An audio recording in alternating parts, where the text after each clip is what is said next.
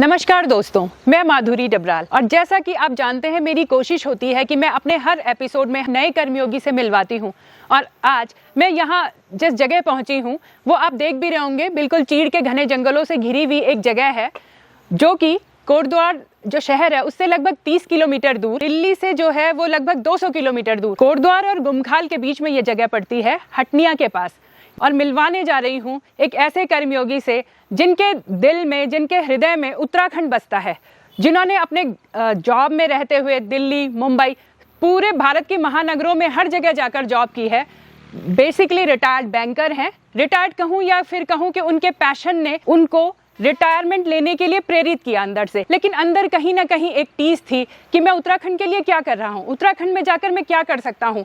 Regular उनका visit Uttarakhand आना जाना होता रहता था अपने गांव में। हमारे जो उत्तराखंड का युवा है उसके पास बहुत बहाने हैं काम न करने के। बेरोजगारी का रोना रोता है, जॉब नहीं है, सरकारी जॉब ढूंढता है, एक असिस्टेंट जनरल मैनेजर की पोजीशन से बैंक ऑफ बड़ौदा जैसे बैंक से, और फिर जाकर अपने उत्तराखंड में आए। गुमखाल से और कोटद्वार के बीच ये जो हटनिया जो जगह है, जो आपको इतनी खूबसूरत जो वादियों से घिरा हुआ है, यहाँ पर उन्होंने अपना एक होम स्टे स्टार्ट किया।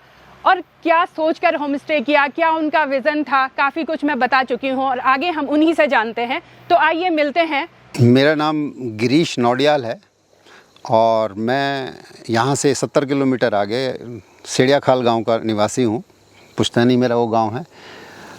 हमेशा से मेरे मन में, क्योंकि मैं यहाँ पैदा हुआ हूँ, उत्तराखंड की जन्मभूमि में मैं पैदा हुआ हूँ, मेरा born in Uttarakhand and brought up in Delhi, लेकिन हमेशा से मन यहीं लगा रहता था। और मैंने यहाँ पर आके काफ़ी बार अपने यहाँ कोशिश की कि कुछ ना कुछ काम शुरू कर सकूँ। बैंकिंग की ज़िंदगी में मुझे बहुत ज़्यादा समय तो नहीं मिल पाया, लेकिन हाँ, जितना भी समय मिलता था मैं गाँव ज़रूर आता था और उसमें टच में था। जैसे जैसे समय बीतता गया, यहाँ पर मुझे लगा कि आना जाना बहुत मुश्किल हो रहा है, तो मैंने गुमखाल में एक और स्टे बनाना कोशिश की और यहाँ पर आकर मैंने ये एक जगह खरीदी। बैंक ऑफ बड़ौदा में AGM के पद पर मैं था ही, लेकिन हमेशा VRS दिमाग में घुसी हुई थी। इसी वजह से मैंने उस VRS को लेकर और फिर मैं यहाँ उत्तराखंड में आया, ये ज़मीन खरीदी और ज़मीन खरीदने के बाद मैंने ये होम स्टे बनाना शुरू किया। और आज वो 4 साल की मेहनत मेरी पूरी हुई जब ये होम स्टे भी तैयार है और मेरा रेस्टोरेंट भी तैयार है। होम स्टे का नाम रहेगा इन द वुड्स और रेस्टोरेंट रहेगा, उसका नाम रहेगा काफल द टेस्ट ऑफ उत्तराखंड। इसी नाम से मैंने दिल्ली देहरादून हाईवे पर भी एक पहले रेस्टोरेंट खोला था, जिसमें मेरे मन के अंदर की जो जिज्ञासा थी, जो मेरे अंदर उत्तराखंड को दिखाने की एक वो लालसा थी, वो मैंने उत्तराखंड फूड को वहाँ पर दिल्ली देहरादून हाईवे पर विलेज मंसूरपुर पड़ता है, वहाँ पर मैंने खोला था और काफ़ी दिन चला भी, अच्छा भी चला। लेकिन वहाँ से भी मन इसलिए हटा कि क्योंकि मैं उत्तराखंड में कुछ नहीं कर रहा था, इसलिए मैं अपना यहाँ पर मैंने शुरुआत की। कोटद्वार से 30 किलोमीटर दूर, जैसा कि माधुरी जी ने अभी बताया आपको, जस्ट 30 किलोमीटर्स ड्राइव इन हिल्स। और उसके बाद दिल्ली से अगर आप आएँ तो 200 किलोमीटर कोटद्वार और 30 किलोमीटर ऊपर 230 किलोमीटर, 5 घंटे की आपकी ड्राइविंग है। यहाँ पर आप आराम से पहुँच सकते हैं। इसके बीच में रहकर मैं अपनी प्रतिभाओं, जो मेरे अंदर छुपी हुई प्रतिभाएँ थी, जिनको मैं हमेशा चाहता था, म्यूज़िक का मैं शौकीन हूँ, पेंटिंग्स का मैं शौकीन हूँ, और अगर आप कहें तो लिखने का मैं शौकीन हूँ। वो सारे शौक़ मुझे यहाँ पूरे करने थे, इसलिए मैं यहाँ आ गया। मुझे लगता है कि हम उत्तराखंड को कभी भी अपने तरीके से प्रोजेक्ट नहीं कर पाए। मैं आज उत्तराखंड के फूड के बारे में बात, तो शायद इससे बढ़िया फूड आपको बहुत कम जगह मिलेगा। भारत सरकार जो है वो मिलेट फूड के लिए पूरे इंटरनेशनली उसको चला रही है। मैं कहूँ आपको गैत की रोटी, मैं कहूँ आपको रयास का रोटी, क्वादा की रोटी, तोर का पराठा, झुंगरू की खीर, चैंसू भात, फाणू भात, अगर आप ये सब चीज़ें देखेंगे तो सारी की सारी चीज़ें हमारे उत्तराखंड की और बहुत ही पौष्टिक। ये न्यूट्रिशियस वैल्यू अगर आप मैं इनको गिनवाऊंगा तो शायद मेरे को पूरा दिन लग। इस चीज़ को मैंने सोचा कि मैं ये चीज़ मैं लोगों तक ज़रूर पहुंचाऊंगा और जो भी लोग देखते हैं, जो भी लोग खाते हैं, इसको बहुत पसंद करते हैं। आप भी आइए, आपको भी मैं वो चीज़ दिखाऊँगा जो आपने आज तक नहीं देखी। चारों तरफ यहाँ पे पाइन ट्रीज़ हैं। कोविड के दौरान अगर आप देखेंगे तो लंग्स की प्रॉब्लम हुई। लंग्स के लिए सबसे बढ़िया चीज़ है, ये पूरे लंग्स की सफाई कर देता है।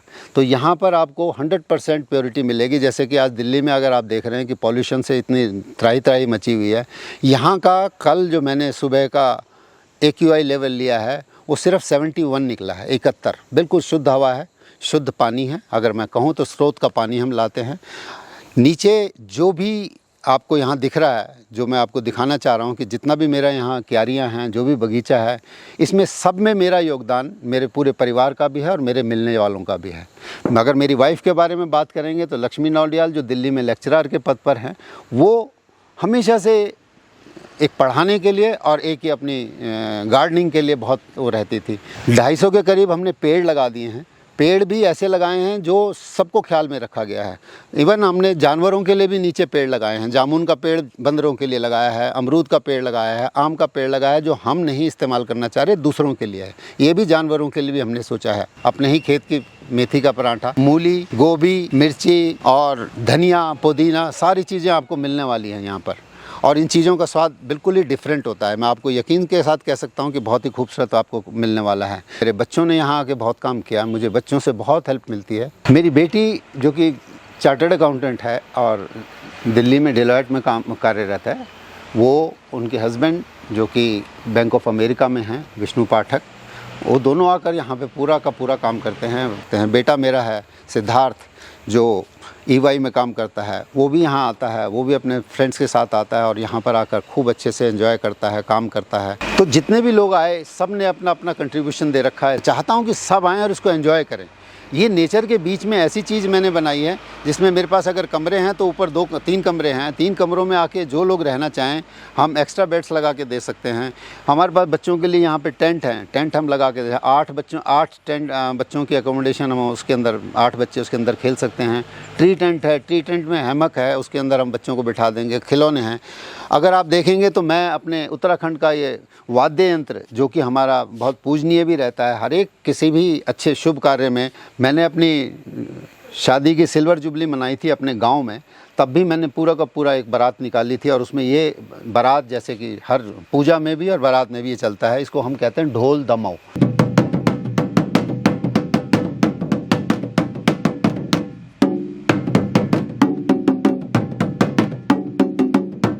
तो ये हमारे लिए हमेशा से पूजनीय रहा है और इन सब चीज़ों के साथ मैं यहाँ पे आना चाहता हूँ। ये मेरा जो लॉन है, इसको मैं पूरा का पूरा उत्तराखंड लॉन बनाना चाहता हूँ।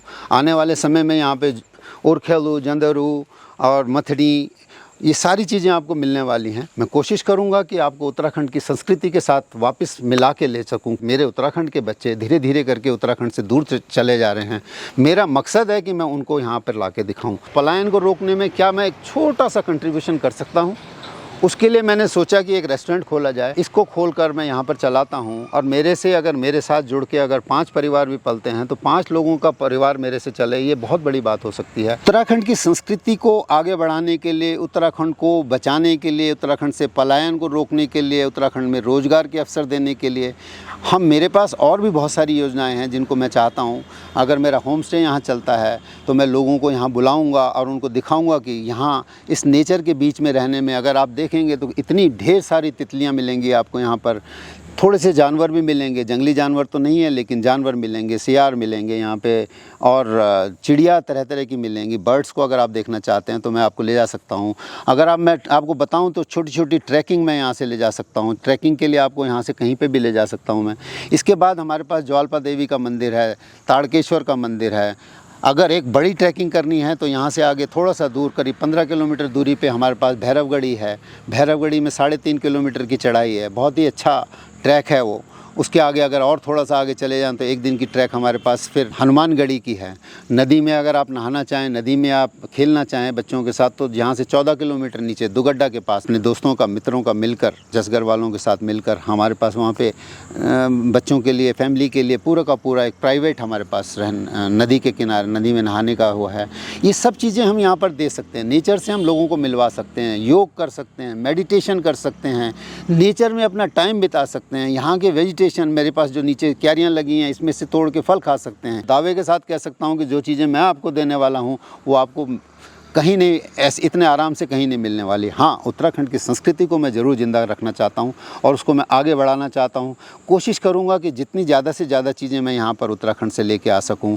वहाँ की फोक डांसेस, वहाँ के लोगों के बनाई हुई चीज़ें आप मेरे से देखेंगे तो मेरे पास अभी आपने फ़ोटो में भी देखा होगा कि टोकरियाँ हैं, रोटी रखने की टोकरियां हैं। मैं आपको वो प्रोवाइड करवा दूंगा, क्योंकि वो टोकरियां मैंने अमेरिका तक भेज दिए हैं। चूँकि यहाँ मैं नेशनल हाईवे पर बैठा हूँ, मेरी ये भी बहुत दिली इच्छा है कि जितने भी लोग, हमारे बच्चे लोग या हमारे भाई लोग या बहनें जो हैं, जो गांव में रहकर काम कर रही हैं, चाहे वो हल्दी उगा रही हैं, चाहे वो अदरक उगा रही हैं, चाहे वो किसी दाल को प्रोडक्ट कर रही हैं, चाहे वो अचार बना रही हैं, उन सब चीज़ों को मैं यहाँ पर लाऊं और यहाँ से उनके लिए मार्केट जनरेट करूँ। ये मैंने अपने गाँव से स्पेशली मंगवाई। जब मैंने उनको देखा कि एक बुजुर्ग जो हैं वो इस काम को कर सकते हैं और इतना खूबसूरती से कर रहे हैं। अगर आप देखेंगे ये बहुत खूबसूरत तरीके से बनी हुई है। के अंदर आप रोटी रखते हैं तो उसमें गीली नहीं होती है। बहुत बड़ा फ़ायदा है इसका, रोटी ख़राब नहीं होती है। कैसरोल में रोटी ख़राब हो सकती है, लेकिन इसका गर्म भी रहेगी कपड़े में लपेट के, और इसकी न्यूट्रिशियस वैल्यू भी रहती है।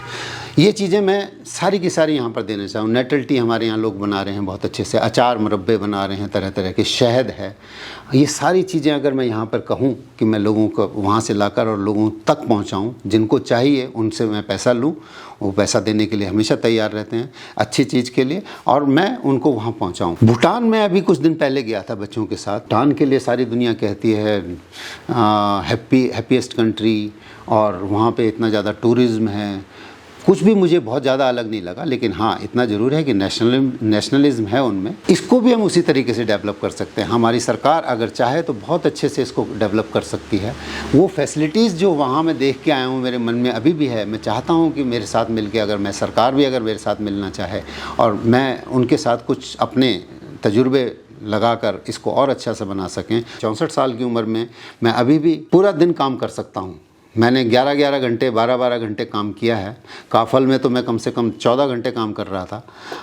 तो यहाँ पर भी मैं रहकर वही काम करना चाहता हूँ। मैं सुबह से शाम तक यहाँ पर अपने को बिज़ी रखना चाहता हूँ और यहाँ के लोगों के लिए कुछ ना कुछ समृद्धि लाना चाहता हूँ। दूसरी चीज़, यहाँ से जाकर अपनी ज़िंदगी वहाँ ख़राब नहीं करेंगे दिल्ली और देहरादून के गंदे मौसम में, जैसा कि आजकल आप देख रहे होंगे। और यहाँ पर रहकर वो अपनी ज़िंदगी को बहुत अच्छे तरीके से चला सकते हैं, परिवार को चला सकते हैं। और यही मैं चाहता हूँ।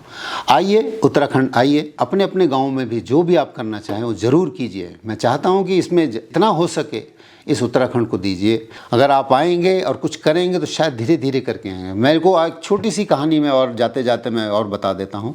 बचपन से ही मैं अपनी माँ को बालों को धोते हुए देखता था। वो बाल जो धोती थी वो एक हमारे यहाँ भीमुल का पेड़ होता है, उसकी छाल को हम उससे छील के, क्योंकि महीने भर में नहाने का मौका मिलता था या हफ्ते भर में नहाने का मौका मिलता था, बाल ख़राब हो चुके थे, तो वो उस पेड़ की खाल से इतना बढ़िया झाग निकलता था और इतना बढ़िया शैम्पू बनता था उस ज़माने का कि वो बिल्कुल उनके बाल बहुत अच्छे हो जाते थे। हमेशा से दिमाग में रही कि यार इसका कोई शैम्पू मैं भी बना सकूं, लेकिन अपने जीवन की व्यस्तता, शायद ज़िंदगी के 40 साल मैंने बैंक में बाहर काटे, तो वहाँ से लगता था कि करूँ। लेकिन हाँ, एक बेस्ट बंधुओं ने बहुत बढ़िया काम किया और भीमल शैम्पू के नाम से उसको निकाला। किसी भी बाज़ार के शैम्पू से सबसे बढ़िया भीमल शैम्पू होगा, ये मेरी गारंटी है आपको। बालों को ख़राबी नहीं है, नो केमिकल्स, और सबसे बढ़िया है। ऐसे ही मैं अपने एक एनजीओ है जो सुधीर सुंदरियाल जी हैं और पत्रकार थे, वहाँ से छोड़ के वो यहाँ आए हैं गांव में। उन्होंने फील गुड करके एक अपना एनजीओ खोला है। कुछ कंट्रीब्यूशन मैं भी कर लेता हूँ उसमें। तो ऐसे ही कुछ लोगों के साथ जुड़ के अगर हम अपनी ज़िंदगी को बना सकें और कुछ काम कर सकें उत्तराखंड के लिए, तो जन्मभूमि के लिए भी अपना जन्म जो है वो सार्थक करना मेरे लिए तो गौरव की बात होगी। जैसा कि मैं करना चाह रहा हूँ, मुझे लगता है कि आप लोग अगर मुझे साथ देंगे तो मैं ज़रूर उत्तराखंड का कुछ ना कुछ तो उद्धार कर पाऊंगा। मुझे पूरी उम्मीद है कि आपको श्री गिरीश नौडियाल जी, जो यहाँ पर हमारे भाई साहब हैं, इनसे मिलकर अलग ही आनंद की अनुभूति हुई होगी, बहुत कुछ सीखने को मिला होगा और कहीं ना कहीं ये समझ आया होगा कि अगर आपका कोई पैशन है, अगर आप कोई विजन है, एज उसके लिए कोई बैरियर नहीं होता है, जॉब उसके लिए कोई बैरियर नहीं होता है। आप जब चाहें अपने सपने को पूरा कर सकते हैं, अपने सपने को जी सकते हैं, अपने विजन के लिए काम कर सकते हैं। दिल्ली और ये पौड़ी हाईवे, नेशनल हाईवे पर हो तो आप हटनिया के पास यहाँ पर इन द वुड्स, जो भाई साहब का, जो नौडियाल जी का रिजॉर्ट है, आप उसमें ज़रूर आएँ। आप अपना फीडबैक दें, आप यहाँ पर उनको और सजेशंस दे सकते हैं कैसे हम इसको और बेहतर बना सकते हैं। भाई साहब, आपका बहुत बहुत धन्यवाद कि इतनी अच्छी प्रॉपर्टी, इतनी अच्छी लोकेशन पे हम आपकी वजह से आ पाए, और मैं आशा करूंगी, उम्मीद करूंगी और आपको बहुत बहुत शुभकामनाएं भी दूंगी। और आगे भी आप इस तरह की पर्सनैलिटीज़ से मिलना चाहेंगे तो हमारे चैनल को लाइक, शेयर और सब्सक्राइब करना ना भूलें। बहुत बहुत धन्यवाद।